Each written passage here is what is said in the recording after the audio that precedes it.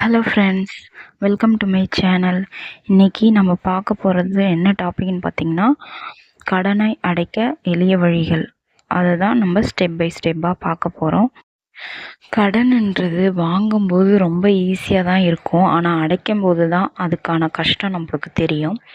மாத சம்பளம் வந்த உடனே 1 வீக்லேயே எல்லா சம்பளமும் காலி ஆகிடும். ஏன்னு பார்த்தீங்கன்னா, இஎம்ஐ கடன், வட்டி, இதனால் நம்மளுக்கு நிம்மதியாக தூங்க கூட முடியாது.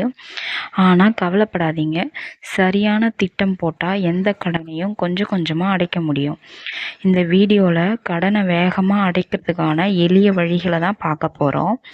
நான் சொல்கிற ட்ரிக்ஸை ஃபாலோ பண்ணி உங்கள் கடன் சுமையை பாதியாக குறைச்சிக்கோங்க.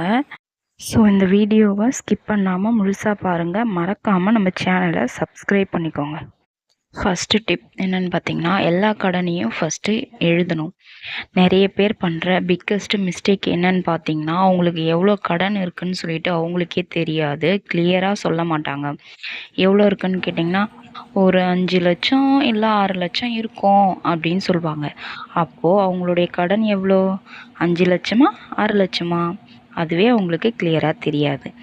ஸோ ஒரு பேப்பர் பேனாவும் எடுத்துக்கோங்க. இது மாதிரி கிளியராக ஒன்றொன்றையும் எழுதிக்கோங்க. பர்சனல் லோன் எவ்வளோ இருக்குது, கிரெடிட் கார்டு லோன் எவ்வளோ இருக்குது, உங்கள் ஃப்ரெண்ட்ஸுக்கிட்ட எவ்வளோ வாங்கியிருக்கீங்க, கோல்டு லோன் எவ்வளோ இருக்குது, இஎம்ஐ எவ்வளோ இருக்குது அப்படின்னு சொல்லிட்டு ஒவ்வொன்றத்தையும் கிளியராக எழுதுங்க. வித் இன்ட்ரெஸ்ட்டோட, அதாவது வட்டியோட. இது உங்களுக்கு தான் தெரிய போகுது. அது இதில் எந்த ஒளிவு மறைவும் உங்களுக்கு தேவையில்லை. ஏன்னா இது எவ்வளோ இருக்குன்னு கிளியராக நீங்கள் எழுதும் பட்சத்தில் தான் உங்கள் கடனை அடைக்கிறதுக்கு என்னென்ன ஸ்டெப்ஸ்லாம் நம்ம செய்யலான்னு சொல்லிட்டு உங்களுக்கு தோணும். இது இதில் மறைச்சி வச்சு செய்ய வேண்டிய வேலை எதுவுமே இல்லை. இது உங்களுடையது, நீங்கள் தான் எழுதணும். எக்ஸாம்பிளுக்கு பார்த்தீங்கன்னா, credit card loan 25,000, gold loan 40,000, உங்கள் ஃப்ரெண்ட்ஸுக்கிட்ட வாங்கினது ஒரு 10,000, டோட்டல் 75,000. இது மாதிரி உங்களுக்கு என்ன கடன் இருக்கோ அதை நீங்கள் எழுதும் பொழுது தான் உங்களுக்கே ஒரு கிளியராக எல்லாமே புரியும். வாய் வார்த்தையால் எனக்கு 5 லட்சம் இருக்குது இல்லைன்னா 6 லட்சம் இருக்கும்னு சொல்கிறதால மட்டுமே எதுவுமே தெரிஞ்சிடாது. நம்ம எழுதும்போது மட்டும்தான் நம்மளுக்கு கரெக்டாக இவ்வளோ அமௌண்ட்டு, அதுக்கான இன்ட்ரெஸ்ட்டு எல்லாமே நம்மளுக்கு கிளியராக தெரியும். ஸோ இது மாதிரி தெளிவாக எழுதிக்கோங்க. எல்லாத்தையும் கிளியராக எழுதுனதுக்கப்புறம் இதை நம்ம 2ஆக டிவைட் பண்ணிக்கலாம். எப்படின்னு பார்த்தீங்கன்னா, அதிக இன்ட்ரெஸ்ட் இருக்கிறது ஒன்றும் சின்ன அமௌண்ட் இருக்கிறதாவும் 2ஆக டிவைட் பண்ணிக்கலாம். எக்ஸாம்பிளுக்கு எப்படின்னு பார்த்தீங்கன்னா, அதிக இன்ட்ரெஸ்ட் இருக்கிறது, இப்போ கிரெடிட் கார்டு உங்களுக்கு 30% இன்ட்ரெஸ்ட் அப்படின்னு பார்த்தீங்கன்னா, கோல்டு லோன் ஒரு 10%. இப்போது இது ரெண்டுத்தில் நீங்கள் எதை ஃபஸ்ட்டு கிளியர் பண்ணுவீங்கன்னு பார்த்தீங்கன்னா, கிரெடிட் கார்டு தான் கிளியர் பண்ணணும். ஏன்னா அதுதான் அதிக இன்ட்ரெஸ்ட் இருக்குது. ஸோ அதை கிளியர் பண்ணிவிட்டு அடுத்தது கொஞ்சம் கொஞ்சமாக நம்ம இன்ட்ரெஸ்ட் கம்மியாக இருக்கிறது இது பண்ணலாம். இப்போ ஏன் அது மாதிரி சொல்கிறேன்னா, சிலவங்களுக்கு அதிக இன்ட்ரெஸ்ட் இருக்கிறது ரொம்ப தலைவலியாக இருக்கும். அதனாலே ரொம்ப மென்டல் ப்ரெஷரில் இருப்பாங்க. ஸோ அதை கிளியர் பண்ணிட்டீங்கன்னா அடுத்தது இருக்கிறத கொஞ்சம் கொஞ்சமாக கிளியர் பண்ணிக்கலாம். நீங்களும் கொஞ்சம் ஃப்ரீயாக இருப்பீங்க. இல்லை, நான் எல்லாமே ஒரே இன்ட்ரெஸ்ட்டில் தான் வாங்கியிருக்கேன் அப்படின்னு சொல்லிட்டு பார்த்தீங்கன்னா, இப்போ நீங்கள் லிஸ்ட் பண்ணும்போது எது சின்ன அமௌண்ட்டு, எது பெரிய அமௌண்ட்டுன்னு உங்களுக்கு தெரிஞ்சிருச்சு இல்லைங்களா? அப்போது சின்னதாக இருக்க அமௌண்ட்டை ஃபஸ்ட்டு கொடுத்து கிளியர் பண்ணிவிடுங்க. ஒரு கடன் முடிஞ்ச மாதிரி இருக்கும். அடுத்தது ஸ்டெப் பை ஸ்டெப்பாக ஒரு கடனாக கொடுத்து முடிக்க பாருங்கள். சிலவங்களாம் என்ன பண்ணுவாங்க, கிரெடிட் கார்டு வாங்கி வச்சுக்கிட்டு அதை வச்சு மாதம் ஃபுல்லாக தேய்ன்னு தேய்ப்பாங்க. எல்லா கடனும் ஒரே மாதிரி கிடையாது. சில கடனுக்கு வட்டி அதிகமாக இருக்கும். நீங்கள் சம்பாதிக்கிற பணத்தை விட வட்டிக்கே அதிகமாக போக ஆரம்பித்தா வாழ்க்கை ரொம்ப ஸ்லோவாகிடும். கிரெடிட் கார்டு லோன் இருக்குன்னா அதை ஃபுல்லாக கட்டி முடிக்க பாருங்கள். இல்லைன்னா அதை யூஸ் பண்ணுறதை கம்மி பண்ணிக்கும். நெக்ஸ்ட்டு டிப் என்னென்னு பார்த்தீங்கன்னா, தேவையற்ற செலவுகளை குறைக்கணும். அதுக்கு என்ன பண்ணணும்னு பார்த்தீங்கன்னா, மந்த்லி பட்ஜெட் போட்டு ஃபேமிலியை ரன் பண்ணணும். பட்ஜெட் இல்லாத வாழ்க்கை பார்த்தீங்கன்னா, பிரேக் இல்லாத பைக் மாதிரி.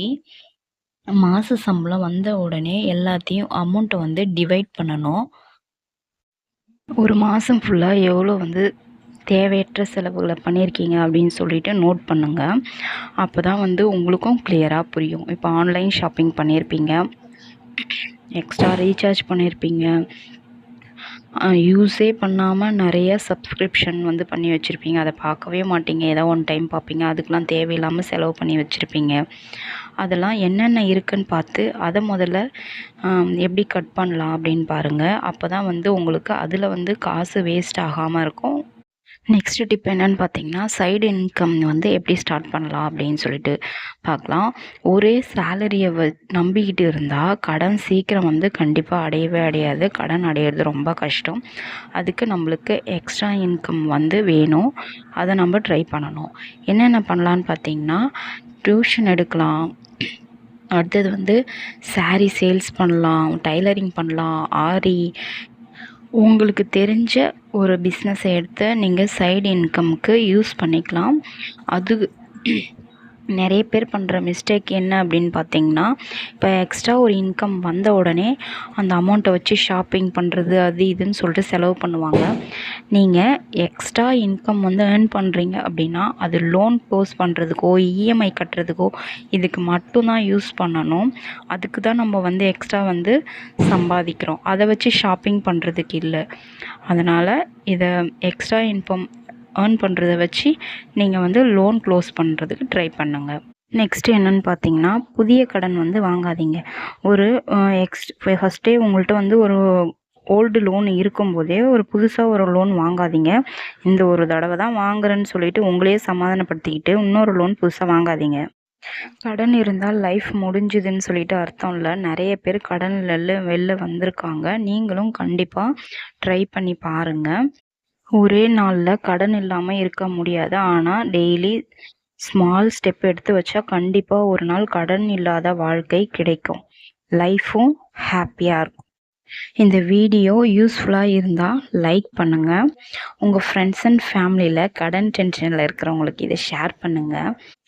இன்னும் இப்படிப்பட்ட சேவிங்ஸ் வீடியோக்காக நம்ம சேனலை சப்ஸ்கிரைப் பண்ணிக்கோங்க.